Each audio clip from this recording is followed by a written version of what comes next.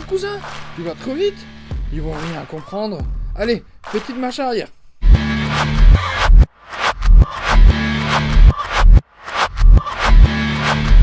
Et les déboulonnés, dis donc, ça faisait longtemps. Il est temps de s'en remettre. Cette fois-ci, je vais vous montrer comment je charcute un réservoir tout neuf pour le convertir en un réservoir d'endurance digne des prochaines 24 heures du Mans. Vámonos!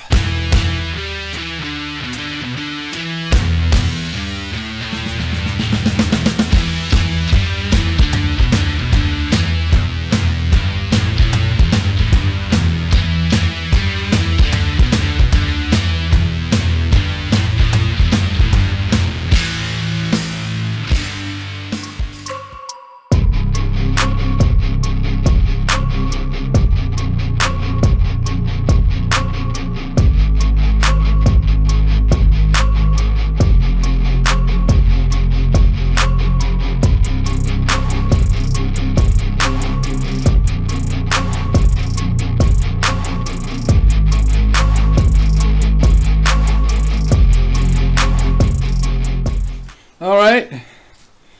Bon, j'en suis sûr que vous vous êtes jamais demandé à quoi ça ressemblait l'intérieur d'un réservoir.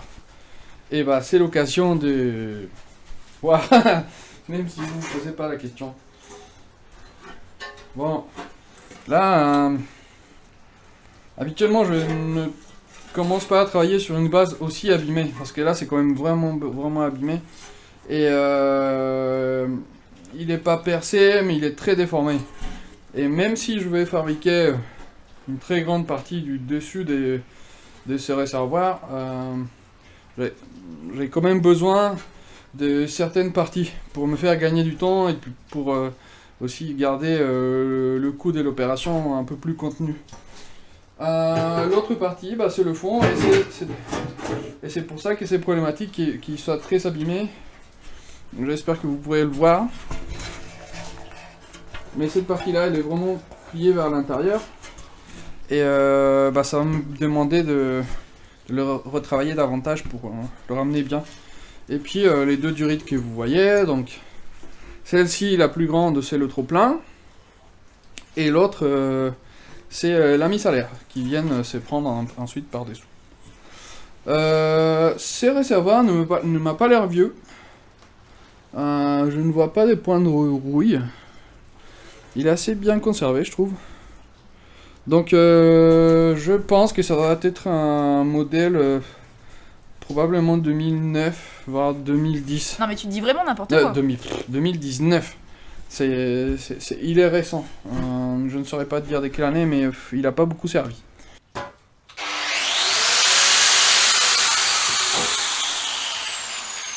Hoppa, ouais, vas-y, fais-nous exploser.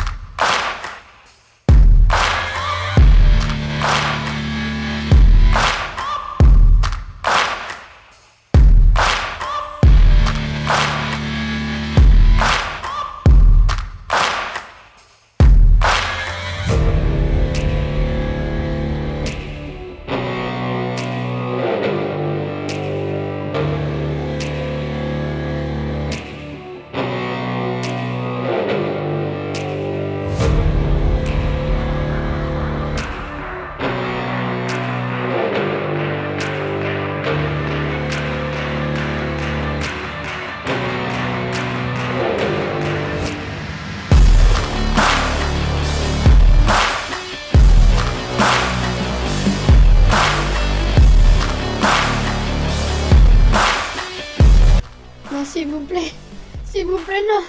Je vous en prie, non. Non.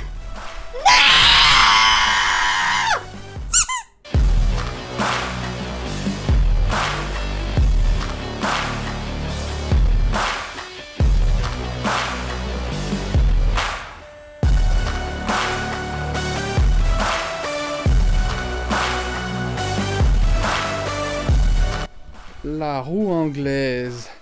Oh oui, la mienne s'appelle Maria. Parce qu'elle me rappelle... oui, la roue anglaise, ou bien, en anglais, la roue anglaise. Non, the English wheel. Comment ça s'écrit déjà? The English wheel. Eh bah, saviez-vous que, en réalité, la roue anglaise, elle est française? Ha ha! In your face, motherfuckers! La première rouleuse date des années bissextiles en France. Elle était utilisée principalement pour fabriquer des armures. Et ce n'est que quelques siècles plus tard, vers les 1800 et des brouettes, que le principe a été repris par des entreprises anglaises telles que Ranala, Edwards et Besco, qui ont popularisé cette machine pour le travail dans l'automobile. Mais en Angleterre, on n'appelle pas ça vraiment un English wheel, mais plutôt un wheeling machine, qui n'est pas une machine à faire des wheels. Tu fous quoi là? Ouais, c'est une histoire des passions, de développement de l'esprit créatif.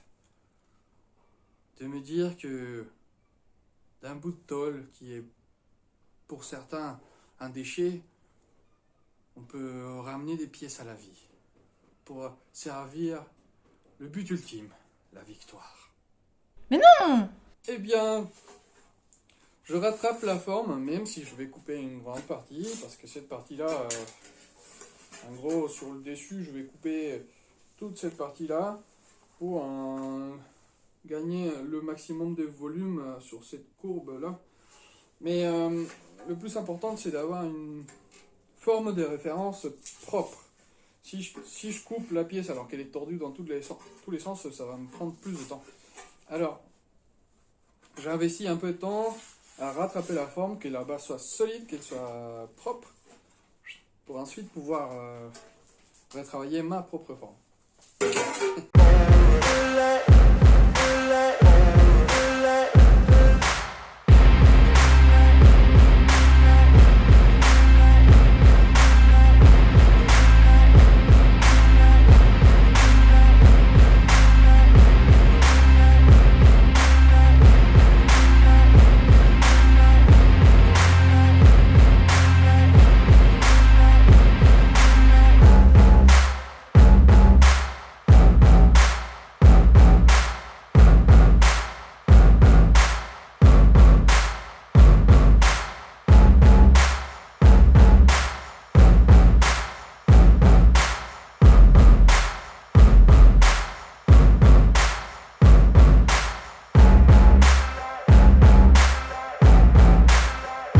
Les choses sérieuses commencent. Pour pouvoir couper le dessus du réservoir, j'utilise une tôle qui traînait à l'atelier, par contre un peu abîmée. Du coup, je suis obligé de la rattraper avec la roue anglaise pour la remettre bien à plat. Une fois qu'elle est plate, je vais pouvoir poser le stencil et ensuite vous montrer la technique pour les couper très rapidement et super propre. Alors, c'est une sorte d'estampillage. J'ai vu l'autre jour un gars aux États-Unis faire une chose semblable. Et du coup,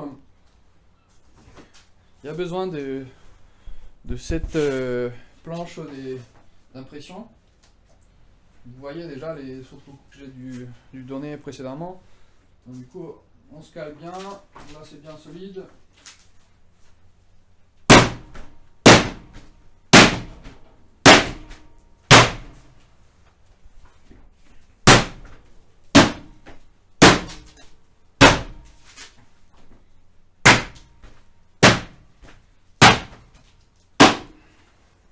Voilà. Et après, hop, un morceau. Pas mal. Bon, malheureusement, ça laisse un peu de traces. Mais bon, ça va partir facilement hein, avec le formage.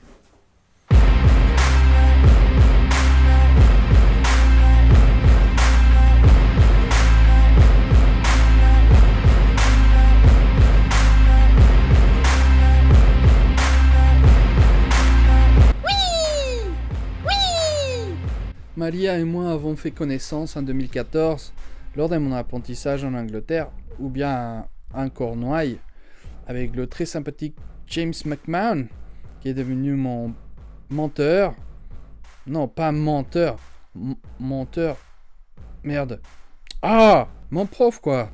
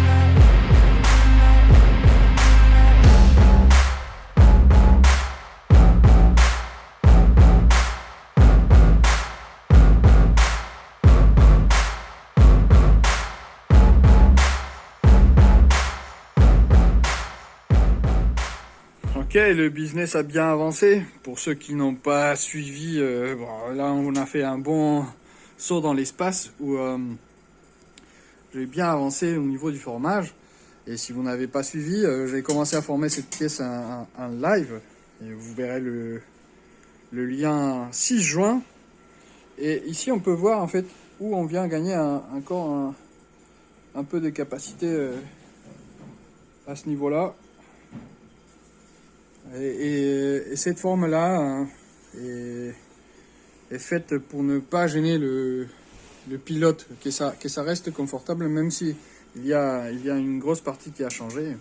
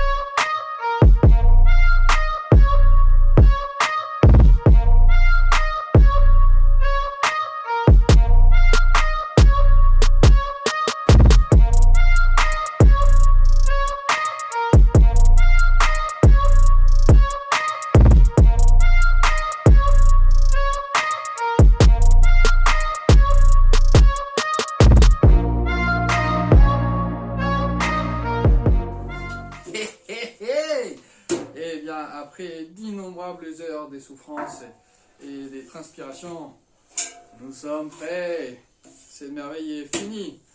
Donc la soudure a pris beaucoup de temps, mais c'est une phase essentielle et hyper importante.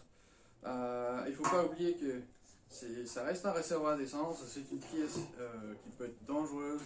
En cas de chute, il faut qu'il puisse contenir l'essence, qu'il puisse résister à la déformation. Quoi? Oui, cállate, no me interrumpas. ¿Ves que es importante, la verdad? Cállate, güey, no. Cállate la boca. Pardon. Du coup, je vais vous montrer très rapidement les deux phases dont j'utilise pour tester d'abord les soudures, leur étanchéité. Et ensuite, je ferai le traitement à l'intérieur. Le traitement à l'intérieur anti-rouille sera le sujet d'une prochaine vidéo. Si ça vous intéresse, n'hésitez pas à me le dire. Mais ce ne sera pas cette fois-ci. Ce procédé-là s'appelle le ressuage. Et il est compris des deux produits. Ce premier machin rouge là est le pénétrant. Et il sert à... Voilà, il faut le laisser pendant une vingtaine de minutes pour qu'il ait vraiment le temps de pénétrer. Et ensuite, il faut l'essorer. Bref, non, pas l'essorer. Il faut le retirer, tout nettoyer. Sans solvant, simplement l'enlever de la surface et appliquer le produit blanc qui est le révélateur. Le révélateur va servir à... Voilà. Ça permet de voir plus facilement s'il y a des défauts, s'il y a des inclusions, des saloperies dans les soudures ou tout simplement s'il y a des micro-fuites.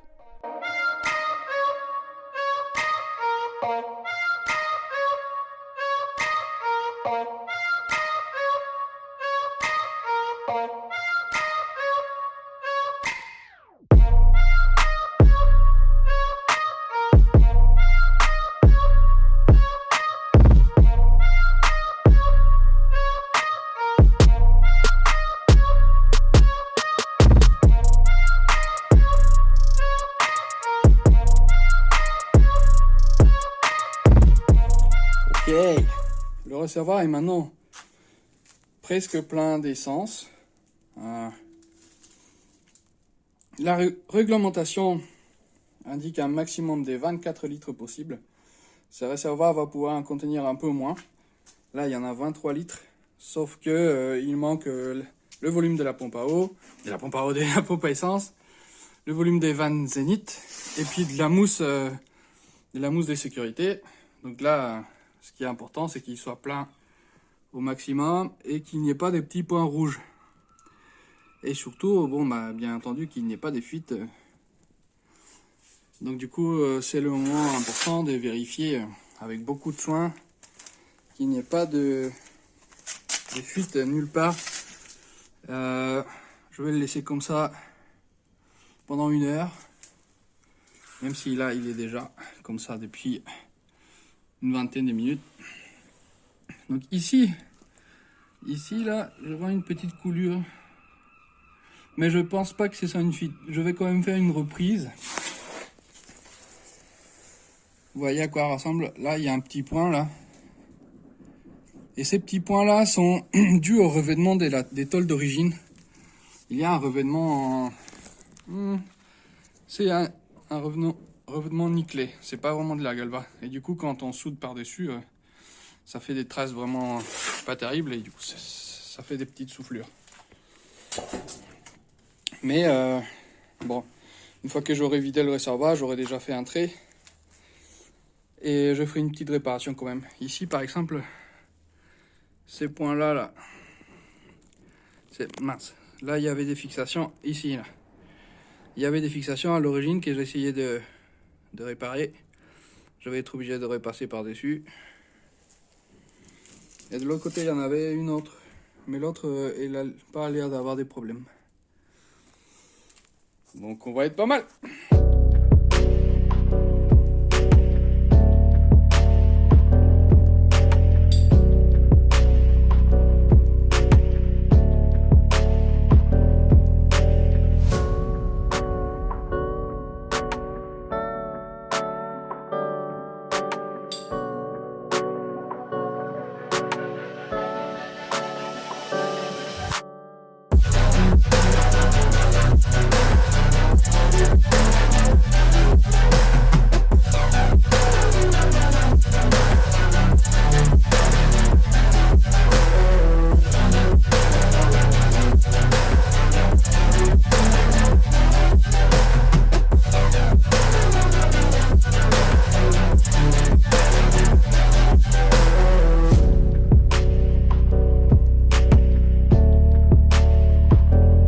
Reste plus qu'à expédier le réservoir et souhaiter à la Cam Racing Team une excellente saison d'endurance qui débute. Merci beaucoup d'avoir regardé jusqu'au bout Et si vous êtes partis avant, vous êtes tous des scobites. Allez, à la prochaine.